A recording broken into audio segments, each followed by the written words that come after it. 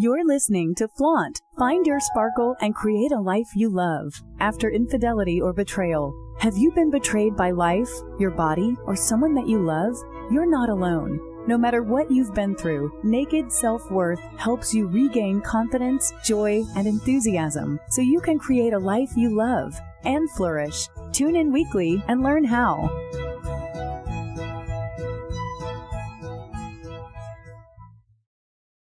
Hello and welcome to Flaunt. Find your sparkle and create a life you love after infidelity or betrayal. Today we're going to talk about loving, and in particular about loving well. Because after all, isn't that what we really want? I mean, we've all had those relationships where we're like, yeah, it's good when it's good, and then it's bad when it's bad. And that's not necessarily what it's always about. I mean, yes, there's life. Yes, it gets good. Yes, it gets bad. But we just all really, really want and deserve relationships that feed us, that nurture us. Today's guest is Giovanna Capozza, and she is incredible. She's been a guest on this show before, and she works with individuals seeking to understand and heal from those unhealthy relationship patterns and the past so they can enjoy a fulfilling, safe, and healthy relationship now. She's got more than 12 years of leadership and coaching experience, along with a certification in mind-body therapy, trainings through the Gottman Institute, and her own personal experience in healing from love addiction. She helps her clients develop a rock-solid relationship with themselves, which is really where it's all about, and helps them navigate and remove blocks to getting the love that they crave. With that, welcome to the show. It's such an honor to have you here. Thanks, Laura. It's fun to come play with you again and be here, and I'm honored that you have me back, so thank you. Yeah, wonderful. Let's just start talking a little bit about you and your story and what led you here. Yeah, thank you for that. So, it's funny. I was in writing my book that's out now. I was going through this with my publisher, and we were talking about all these origin stories and beginnings. And when I sat back and thought about it, I bought my first relationship book when I was in my teens.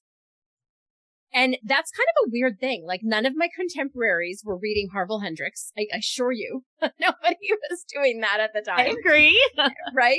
And so it's, it started really young. And for me, it started because I grew up in a household with a lot of chaos and a lot of yelling and screaming, which I thought was, the norm, because that's what I grew up in. But I knew that I wanted something good and healthy in terms of a relationship. And I didn't have that modeled for me because my parents were just at each other's throat all the time.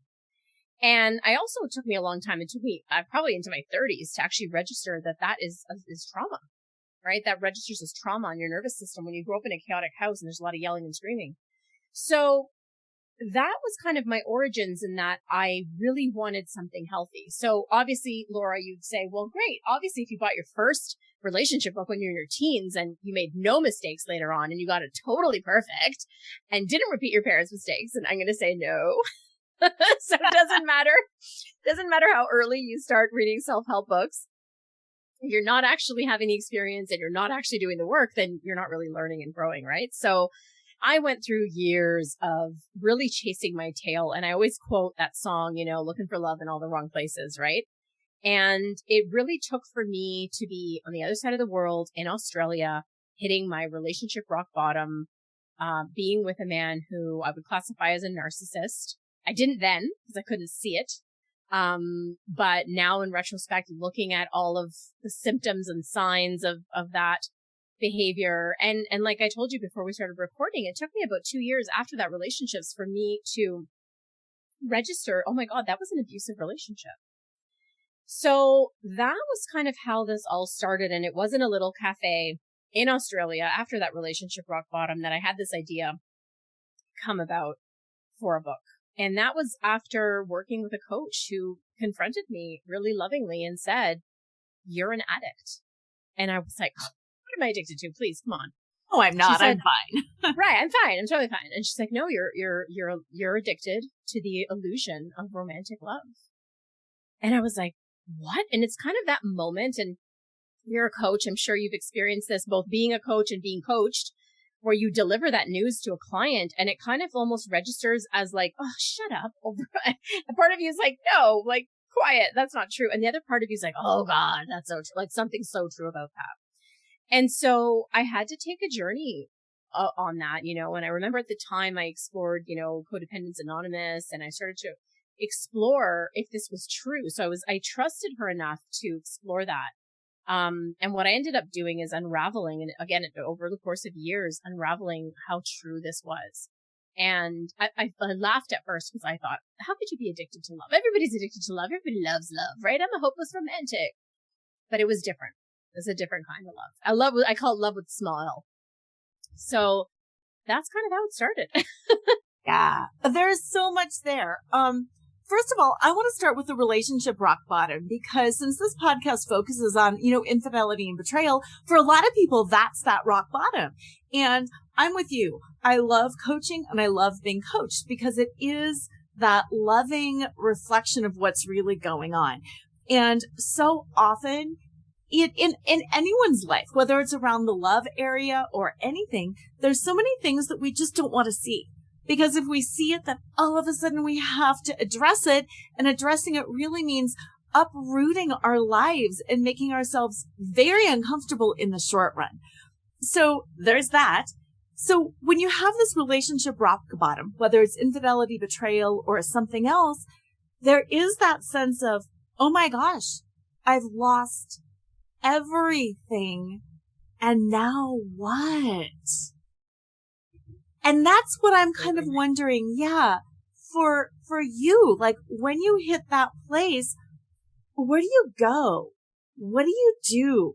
How do you start exploring it and figuring it out? And then maybe come home to a partner or to kids or, to a situation where you're like, and my partner's not even being faithful, or they're a narcissist or a sociopath. Like, how do you hold all that and what do you do next?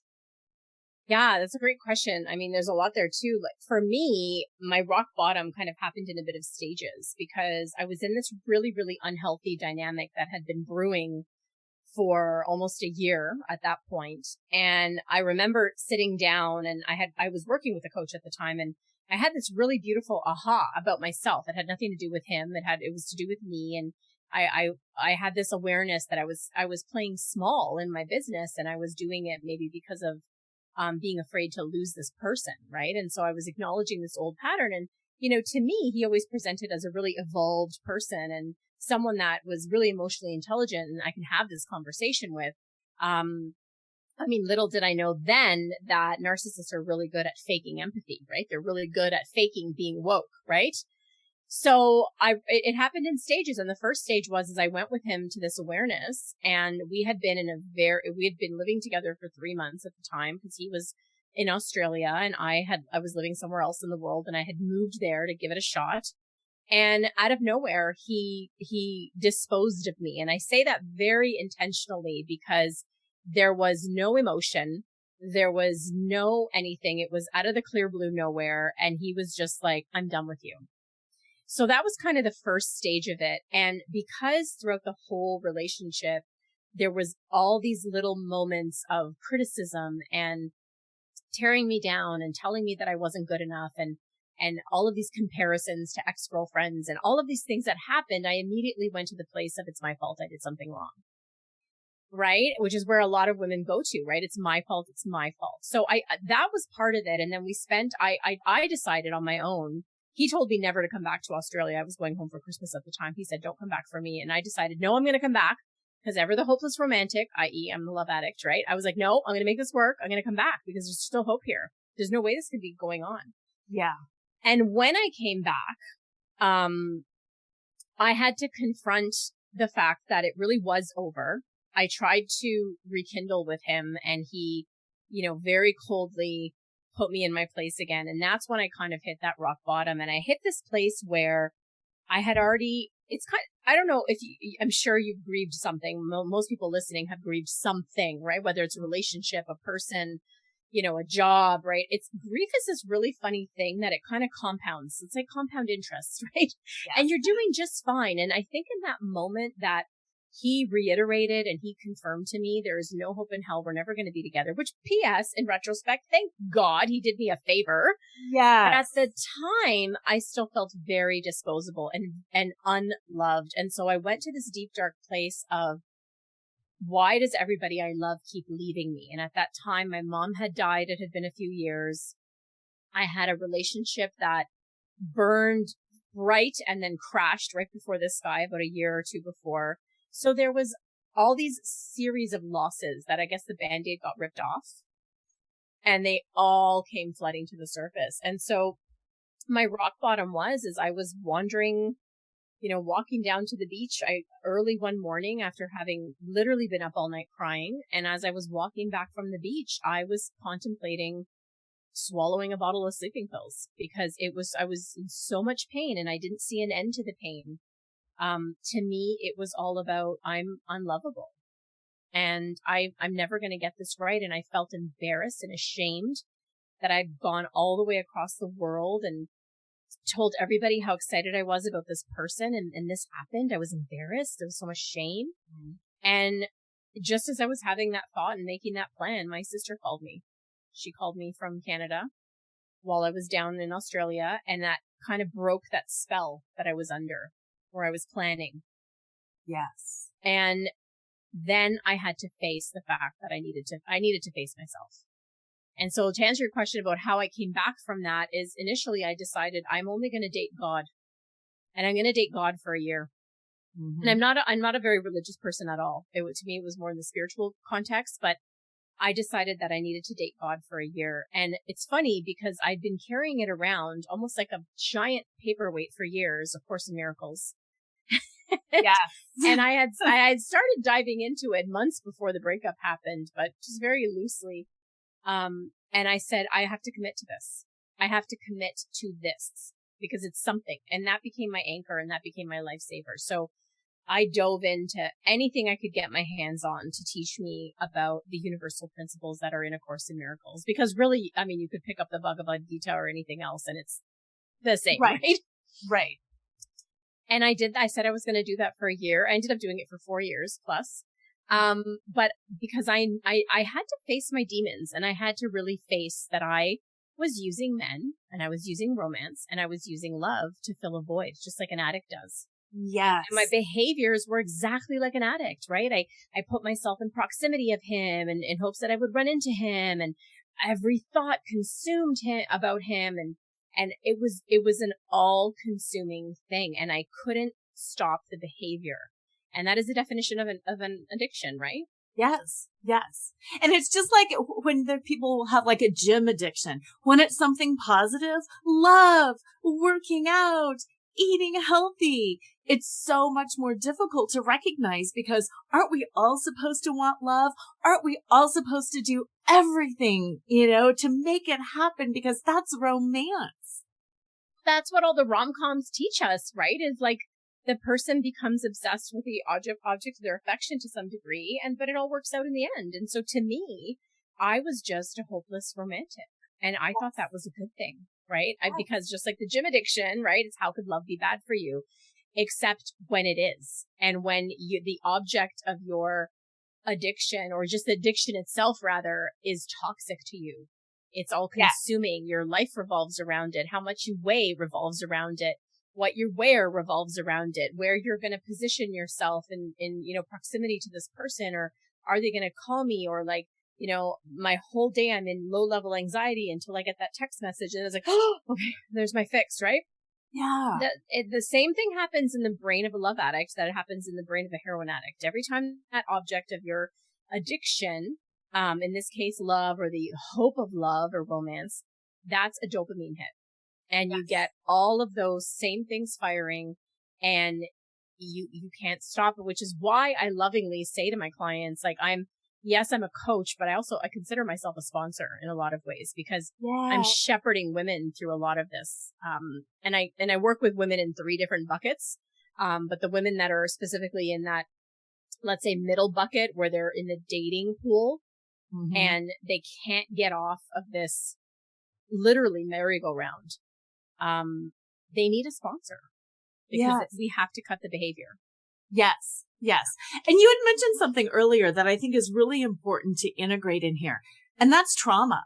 And when we're in active trauma, it's pretty much impossible to like learn. You know, it's like Totally. you can have a coach, you can have a therapist or whatever, but you got to get out of that trauma and then start learning. And that's why I love the term sponsor, because that's what a sponsor is doing. It's like, okay, I gotcha. I got one step at a time, one day at a time. Here we are. Once you're out of that active trauma, now we can start breaking it down and learning. Absolutely. Yeah. Because the first step, like, and so I mentioned the buckets, like, you know, my first bucket is the woman that is like, I'm never dating again. I'm just not ready for that. But I know that I kind of want to prep because I want it one day, but I know I've sucked at it retrospectively, right? That's the first bucket. The second bucket is they're in the dating pool and they just keep hitting this wall of rejection, or, you know, no, there's no good guys out there, or they're stuck in that mindset. And then the third bucket is the relationship person. But at any point in any of these buckets of people that I work with, there is facing their own demons, so to speak, right? And you can't actually, like you said, do that work if you're in survival, right? If the thing has just happened or it's about to happen, or, you know, it's really, really hard to do that work. And I have a client that I've been working with now for over a year, and she has just now, you know, she said it to me multiple times, but she has just now decided that she needs to leave the person that she's with. She has identified that he has narcissistic behavior tendencies. And most of all, that she doesn't feel good when she's with him. And honestly, for those of you listening, that's the bottom line. I tell my clients all the time, if it doesn't feel good, then it's not good. There's no second guessing it and questioning and making excuses for behavior. If it doesn't feel good to you, then it's not good. Right. So after a year and a bit of her saying, you know, I think this relationship's not healthy for me. And of course, my place is not to tell you what to do. No. She's come to this conclusion on her own, but she's now at a place of she's in that survival mode, like you said. And the trauma and the abandonment issues and all that stuff's being triggered. And she needs help how to navigate this breakup. Yeah. Right. So we have to create a whole plan around how I'm going to support her around that. Because as you know, narcissists do not really do well when you confront them. No. That doesn't they don't like it. You know, something that you said about her and you, and I know from my experience too, it takes a while to figure out we want to leave. And I think it's very healthy to be positive and to roll with the punches and to understand, oh, so-and-so's having a bad day. Oh, so-and-so's struggling. You know, like you said, you lost your mom. When we lose people we love, we're in a bad state. And it's not about abandoning, you know, our partner at the first sign of distress. Oh, you're sick. I'm out of here.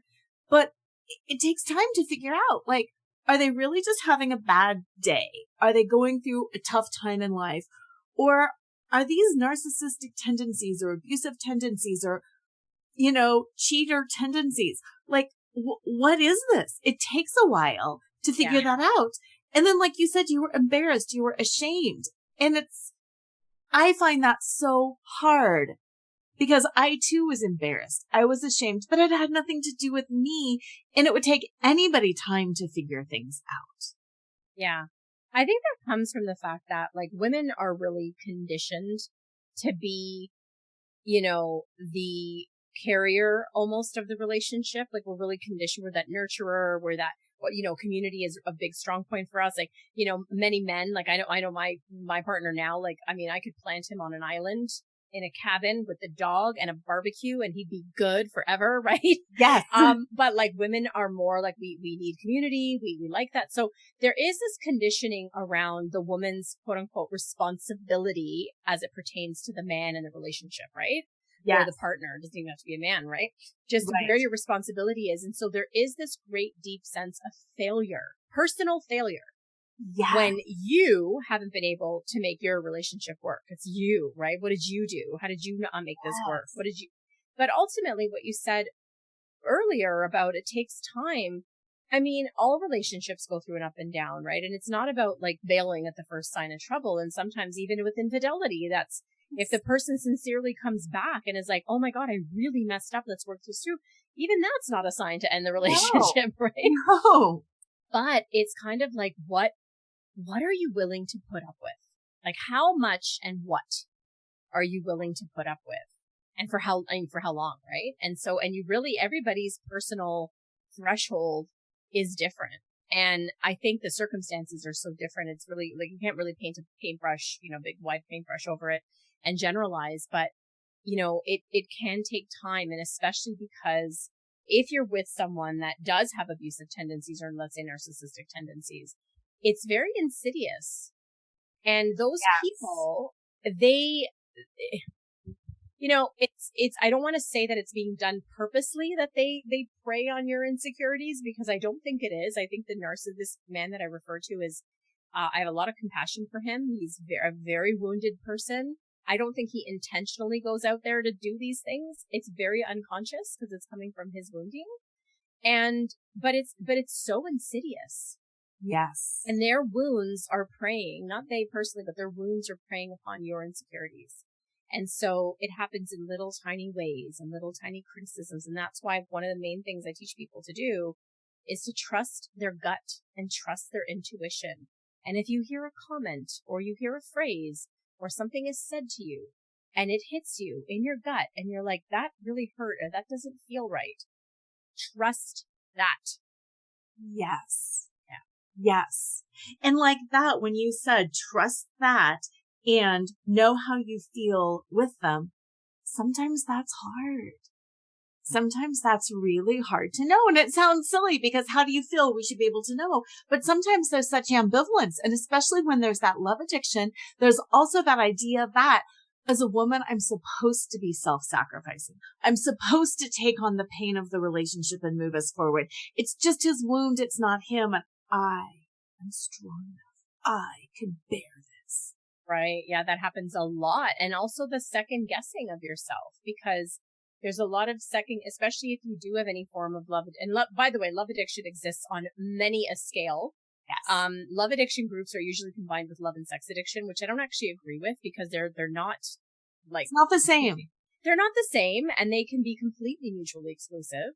But I mean, you can have love addiction where you're like Fatal Attraction, Glenn Close love addiction.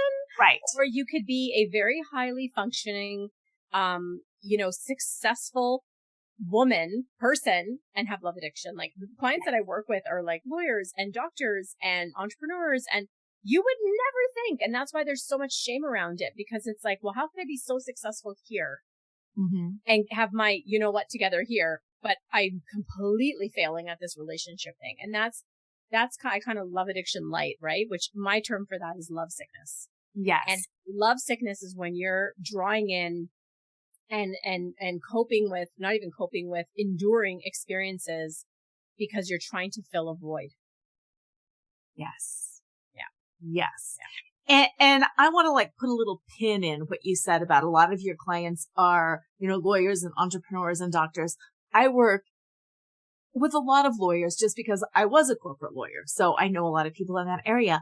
I think actually sometimes the more successful, the more of a go-getter you are, the more that love sickness or love addiction comes in, because inside I'm capable. I can get through this and I can do it and I can make this relationship work. Also that, and also what I see as a common thread is that void that we're trying to fill with a relationship is the very same void that you've been filling your whole life with your accolades and your success. Oh, high fives all around. Right? Yes. Yeah. Yes. And so the fact that you're at that level, and not to say people shouldn't strive for greatness. Of course not. Strive for greatness and excellence, but where is it's coming from? And if there's an essential not good enough or not lovable that is lurking there, and that is fueling your ambition, very often that same fuel fuels being lovesick. And they don't identify necessarily as being lovesick, because to them, it's just like, well, I can't get this relationship thing right. I keep messing this up and I don't understand.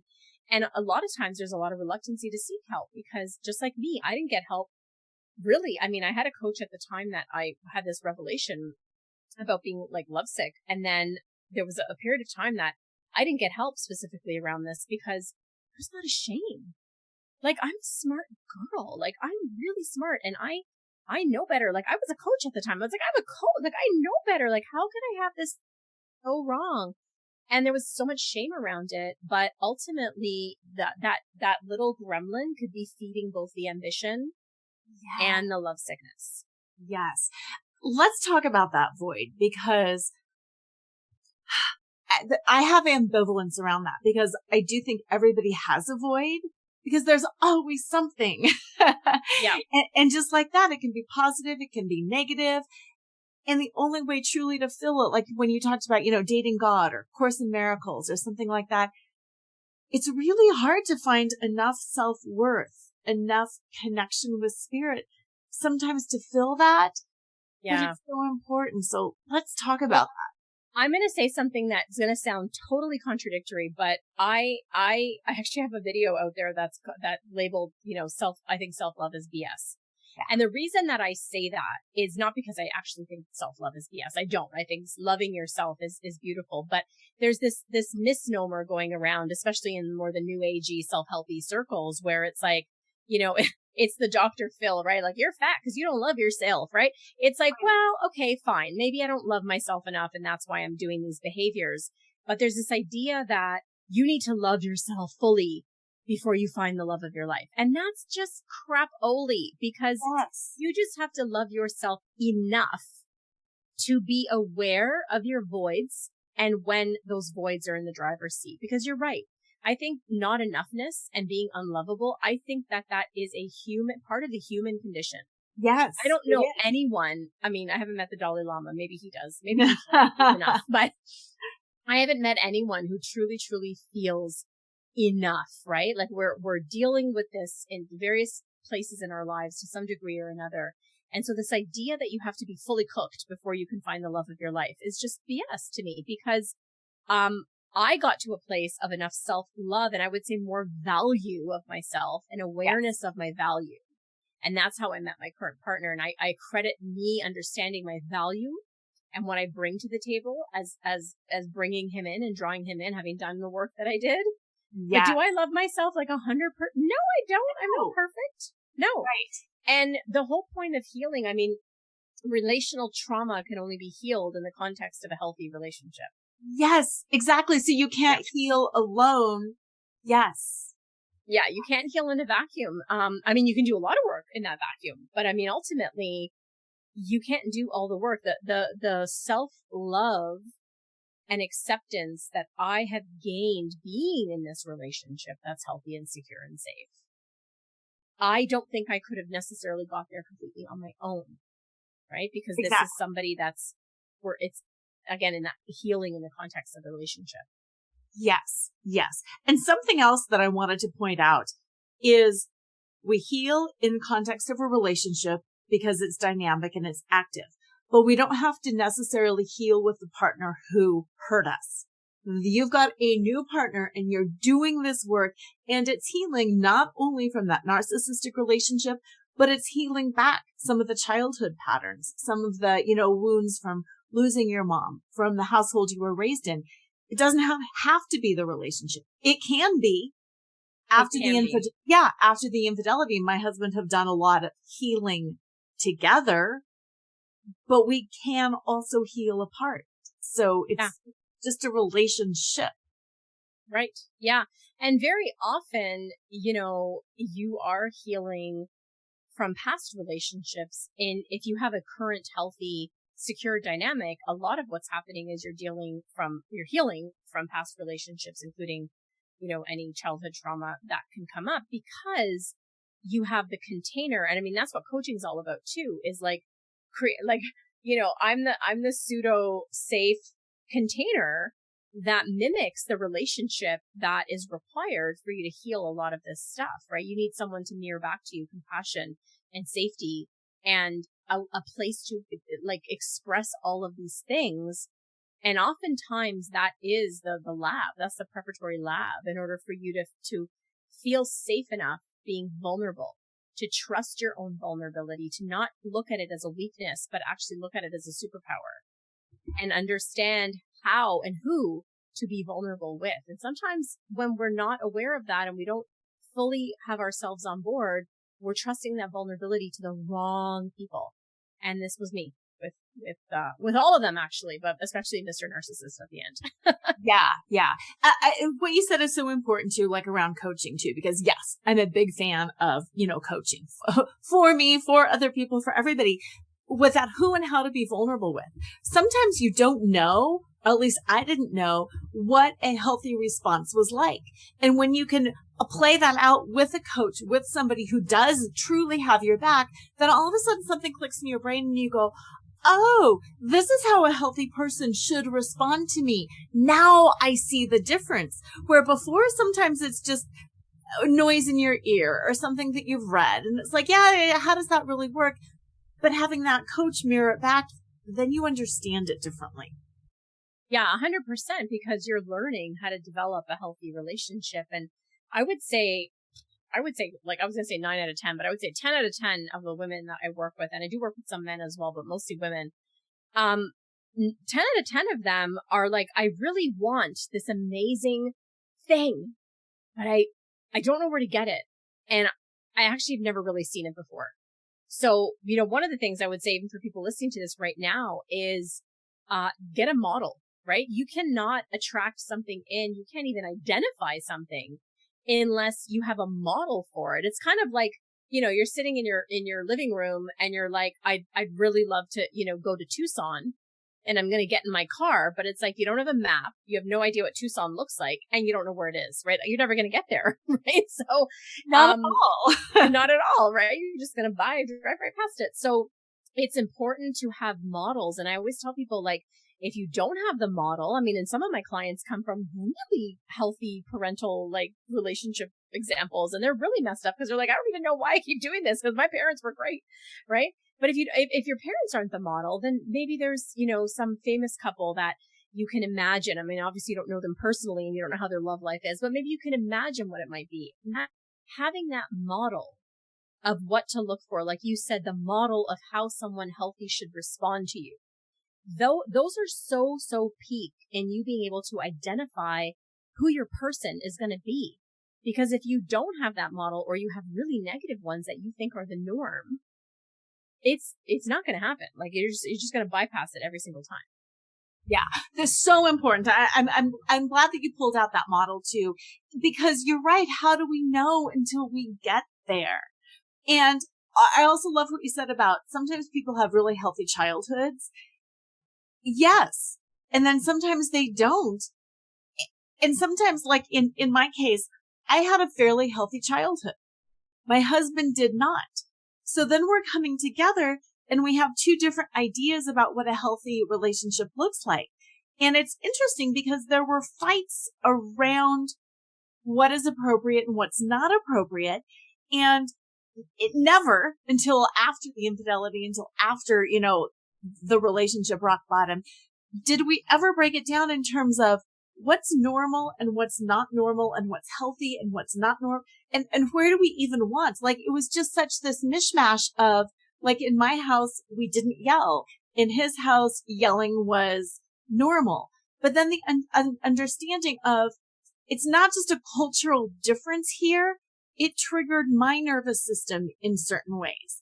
And then my responses to him when I would shut down because of the yelling was also like a traumatic response to him. So there's layers, it's not just necessarily even the model, although that's the most important, I think, but then it's, what does that mean to you? Because silence to me was a trauma response to him yelling, and then my silence would also traumatize. It's fascinating, all the different layers. It totally is, because we're relating to each other as people. We're relating to our own wounds. We're relating to the other person's wounds. Like, the modeling really comes in, like, on how to attract your partner, right? To attract someone healthy, right? But you're right. And for people that have had a really great example of parental relating, right? Like, their relationship their parents had was great. A lot of those people, have other types of ways that relational trauma showed up. Maybe their first boyfriend, maybe their second boyfriend. Maybe there was something that happened within the family where there was, a sister and the brother-in-law, and maybe there was infidelity there that traumatized them. There's so many different ways that we get a model of how we think things should be. I go back to the rom-com, and I think that there's a chapter in my book that sort of starts off with, I could blame it on Walt Disney, right? Because yes, kind of we're sold this way of how it quote unquote should be. And then we're not really set up for the realities of relating. no. So just like you had a different experience, and with your husband, your silence, which was your nervous system shutting down at his yelling, triggered his nervous system. And he probably thought, well, she's ignoring me and she doesn't love me. Right. Yes. And this is what happens until you can actually, this is why self-awareness and having support, because there is no freaking manual for relationships. There's none out there. And even though I read my first Harville Hendrix book, when I was like 18, it doesn't matter. This is on the job learning. So a lot of times I laugh because I'll have clients that are coming in and they're wanting to meet that special someone, and then they do. And there's that moment where they're like, okay, we're done now. And I'm like, okay. And, 6 months later, they're back and they're like, I need support, because of course, when you're in the relationship, that's when the rubber meets the road. Yeah. And when all the honeymoon goes down and the fairy tale fades is when you really have to deal with the stuff. Yeah. Yeah. And it's that dealing with the stuff that, gosh, there's so much to say there, because sometimes people say, why do I have to deal with this stuff? I'm leaving this person. I'm going to find somebody who's healthy. Once I find somebody who's healthy, my stuff won't come up. Yeah, and it's like, that doesn't work. No. No, because ultimately, so I have a 3-pillar paradigm for how I work with people, and it's self, source, and other. And you have to have all 3 relationships kind of dialed in. And really the way the Venn diagram works is that self and source overlap each other at the top and other is at the bottom. And that's because if you don't have those 2 relationships right, or at least on their way to right, and nobody's perfect, but at least if you have that level of awareness of yourself and your own wounding that you could work with yourself, you're never going to get that other relationship right at the bottom, right? And it's funny enough, when I drew this Venn diagram, if you draw a line around it, it looks like a heart, right? Because the bottom half is the other, right? So this is the thing though, that people don't understand is like, well, I did this for like probably my entire decade of my 20s, right? It's like, well, no, this one doesn't work. I'm going to throw that out and I'm just going to get a new one. But it's like, wherever you go, there you are, right? Like, yes. It's like, you can get a new one, but your stuff's going to follow you around until you start dealing with it, right? Yes. Yeah. Yeah. And that's so important, because same thing in the infidelity space. So many people are like, I'm getting rid of it. Cheater is gone, out of here. I don't have to deal with it. But your wounds are still there. And yes, you can find a healthier person and it might not manifest as cheating, but it's going to manifest as something else.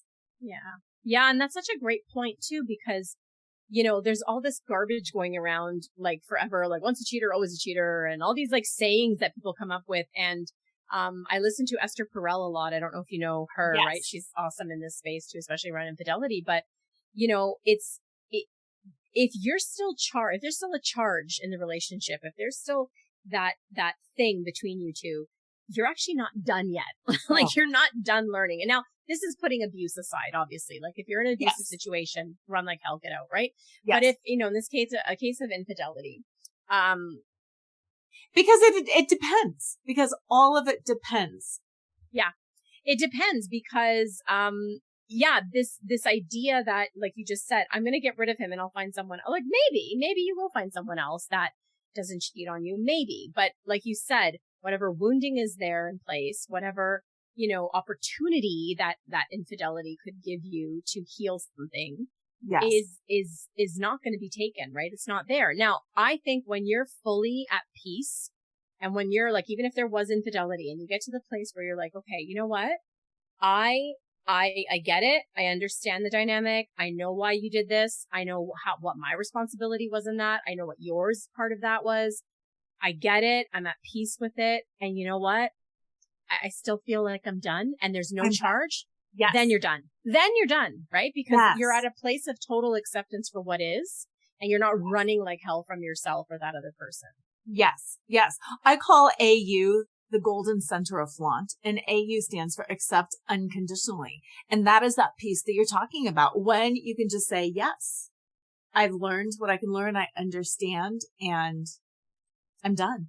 And you're done. Yeah, you're done. And I mean, for me too, like I was with someone for 7 years. We were, for all intents and purposes, minus the paper, married. We were, we'd been living together and we were engaged, and I couldn't leave that relationship, even though I was contemplating and thinking about it for probably years before it ever happened. I couldn't leave it until I got to the place of being at peace. The place where I was like, I didn't want him to change. I didn't wish he was somebody different.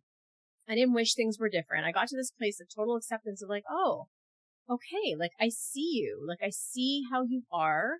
I see how this is. I get it. Okay. I'm okay. I can accept that. It's just not for me. And that's okay. Right. And doesn't make you a bad person, doesn't make me a bad person, but it's just like, I got to a place of full acceptance. And then I was like, okay, now I can go. But for years I couldn't. Right. Right. Okay. So let's talk about like, there's that void. There's the craving for love, the desire for love that we all have. There's all those bad relationships and mistakes behind us. And there's that pull. I like how you talked about self and source, because we need to bring that in. What about that loneliness? As you're doing that loneliness, how do you manage all of that? So funny. So very early days when I was diving into this work, really, and I saw my first spiritual teacher, who's still my mentor to this day, when I was 18.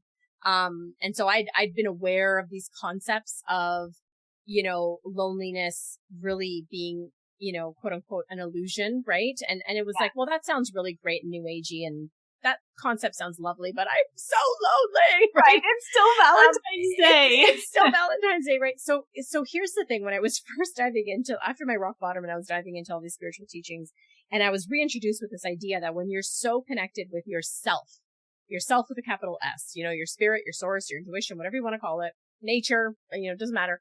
When you're so connected to that, you can't feel lonely. And I remember first hearing that and thinking, that's just a load of horse, what, right? I was just like, that is just like, I don't want to hear it. I want me my cookie, right? I was addicted, right? So like, I want it, right?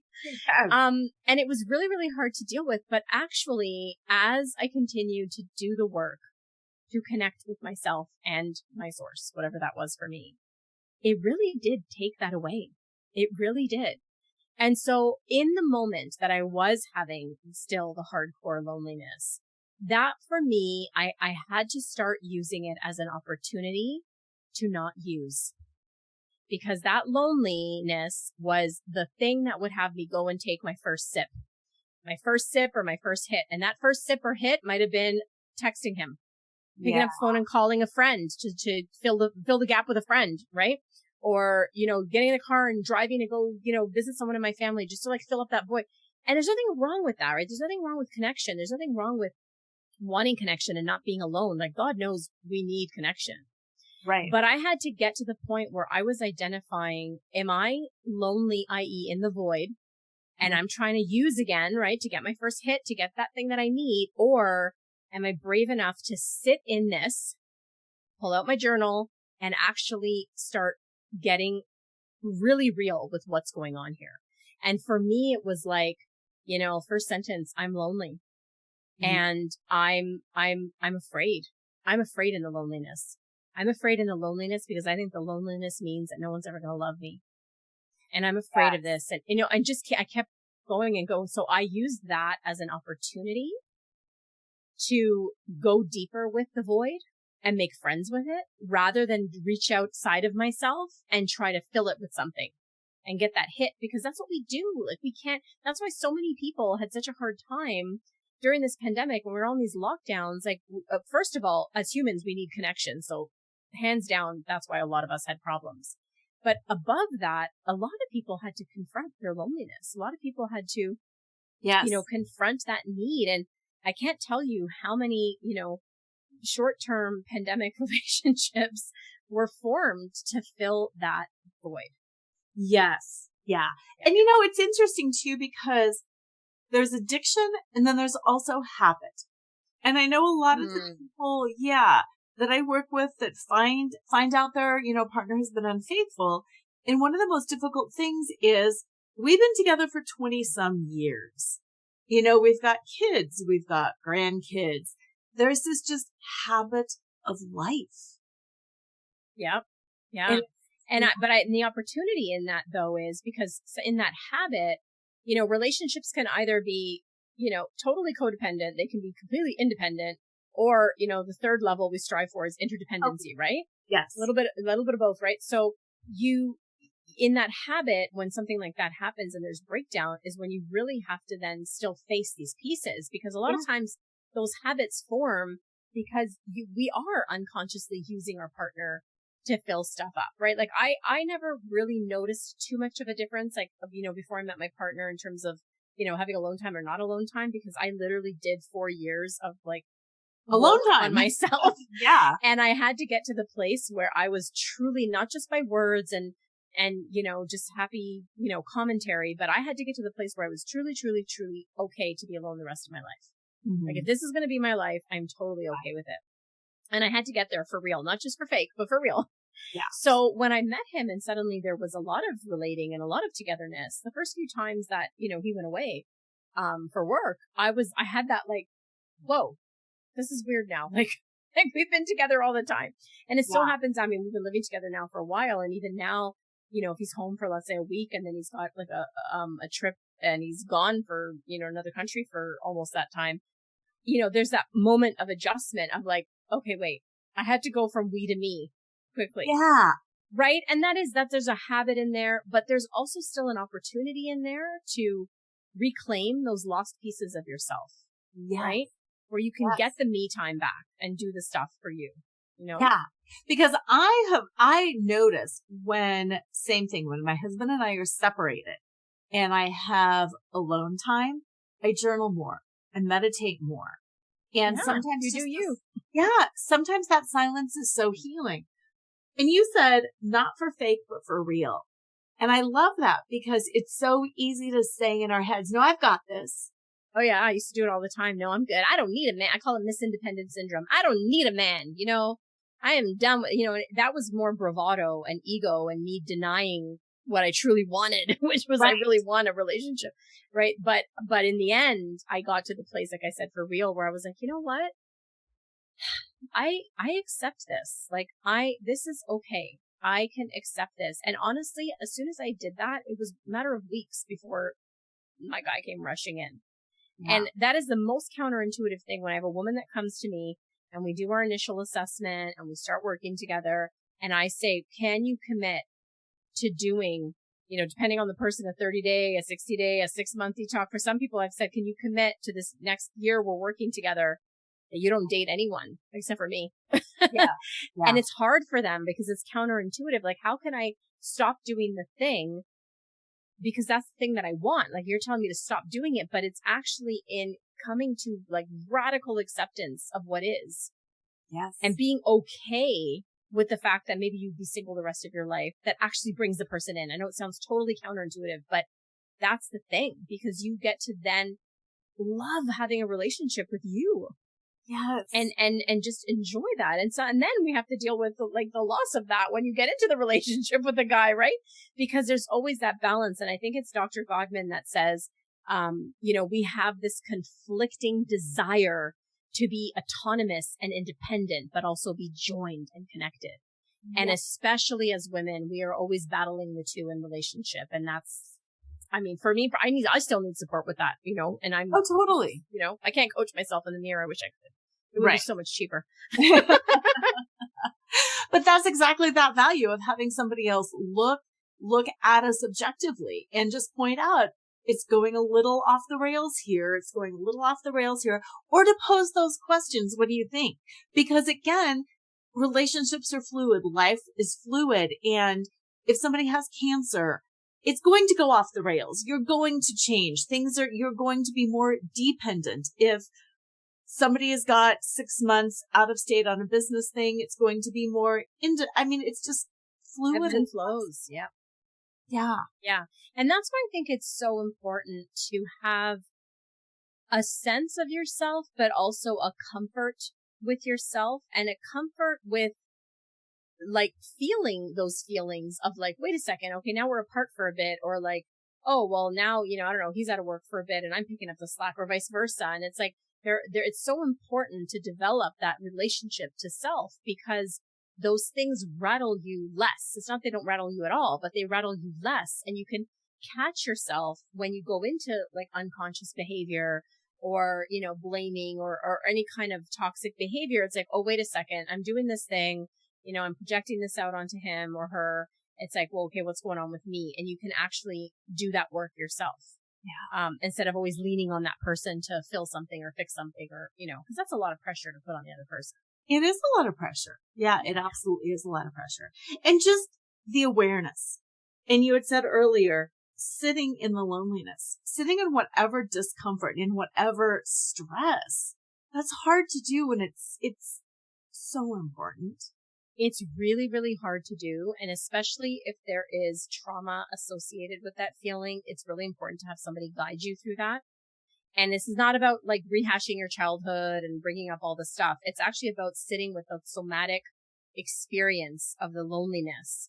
And even if you can't do it on your own, having someone that can guide you through those feelings, because as humans, we tend to not want to experience anything uncomfortable. Mm-hmm. Like we go to, the next person, pick up the phone and call someone. We pick up the Twitter and the TikTok and we go to the fridge. Like there's so many, we go on Amazon and buy something. There's so many ways that we can distract ourselves from feeling our stuff, but actually the gold is in the stuff, right? Like is feeling that stuff. Yes. Yeah. And that's that whole, in the infidelity space, obviously it is enormously uncomfortable to feel that, but it cannot be buried. It just cannot be buried. No, it'll pop up somewhere else, right? Or and if you choose to stay with the person, it'll keep popping up in the relationship. And then that's toxic too. Yeah. Yeah. And we can only control ourselves. There can be potential for an amazing relationship. And since a relationship is relational, we can do the work and our partner might not choose to do it. And that's okay too. Yeah. Yeah. You gotta like meet people with where they're at. And sometimes I think people are doing the work their own way, right? It might not look like the way we're doing the work, right? Because maybe, he's not journaling every day and doing all that stuff, but he's doing the work his own way, right? It's important not to put our expectation of how we think they should be doing the work onto them, right? But we just judge it on the results. Yeah. Yeah. Such a great point. Such a great point. And as far as work too, that nobody is perfect and we have relapses and we default into that behavior. And it doesn't mean that all is lost. It just means we're human. Yeah, totally. Yeah. So tell us a little bit more about your book and where listeners can get a hold of it and your website and all of that good stuff. Yeah, thank you. Well, so the book is called Love Well, Confessions of a Lovesick Woman, and it's all over Amazon right now and pretty much any major bookstore you can buy it at. You can find me on Instagram at lovewell_coach, and that's pretty much where I do most of my stuff. I'm on Facebook as well. Same handle. If you Google Lovewell Coach, pretty much anywhere it'll come up. And my website is giovannacapozza.com. And probably by the time this airs, it'll be Lovewell Coach, as well, lovewell.coach. Just revamping that and changing that up. But yeah, I'm really, really excited about the book and, taking women along my journey to discover lovability.